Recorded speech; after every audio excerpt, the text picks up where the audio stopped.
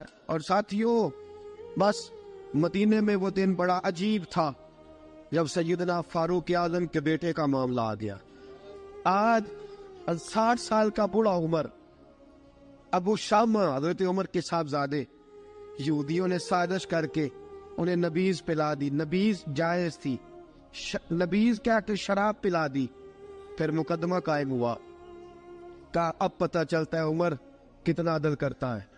سیدنا فاروق اعظم کے پاس گواہ آئے، صاحبزادہ اندر کھانا کھا رہا تھا، فاروق اعظم نے گریبان سے پکڑا، کھینچ کے لائے، فرمایا ابو شامہ چل، تو نے شراب پی ہے، تجھے کوڑے مارے جائیں گے، تیرے لیے 100 یا 80 کوڑوں کی سزا تیاری کر لے۔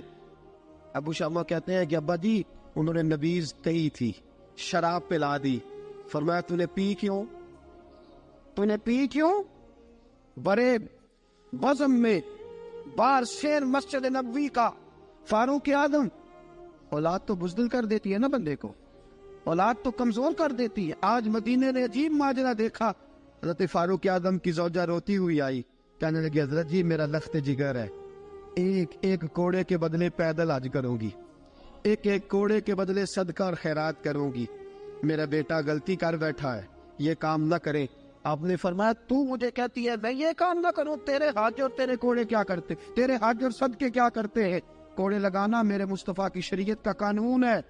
تو بیٹے کی بات کرتی ہے، عمر کا اپنا معاملہ بھی ہوتا تو عمر یہی سلوک کرتا۔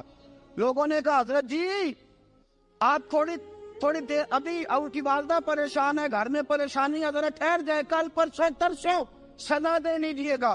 فرمایا تمہیں یاد نہیں جب مدینے کی ایک بی بی نے چوری کر لی تھی اور میرے مصطفیٰ کی بارگاہ میں کہا گیا تھا حضور ذرا ٹھہر جائے، سزا نہ دے، تو حضور نے فرمایا تھا اگر فاطمہ بھی چوری کرتی تو ہاتھ کاٹ دیتا۔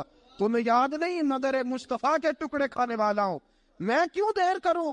اس نے گناہ کرنے میں دیر کی ہے جو سزا میں دیر کروں، برساؤ کوڑے۔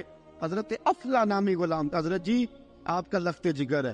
فرمایا لخت جگر نہ دیکھ، مصطفیٰ کا قانون دیکھ، میرا بیٹا نہ دیکھ، مصطفیٰ کے قانون کا قیام ضروری ہے۔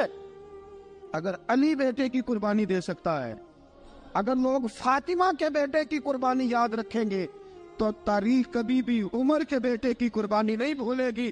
فرمایا غلطی سے ہو گیا یا جیسے بھی، اسے خیال کرنا چاہیے تھا، کوڑے لگاؤ۔ 80 کوڑے لگے تو بیٹے کی روح پرواز کر گئی۔ جب جوان بیٹا کسی کا، کوثر نیازی نے کہا تھا باپ کا جنازہ اٹھانا بڑا آسان پر بیٹوں کے جنازے اٹھانے بڑے مشکل ہیں۔ جب فاروق اعظم کا بیٹے کا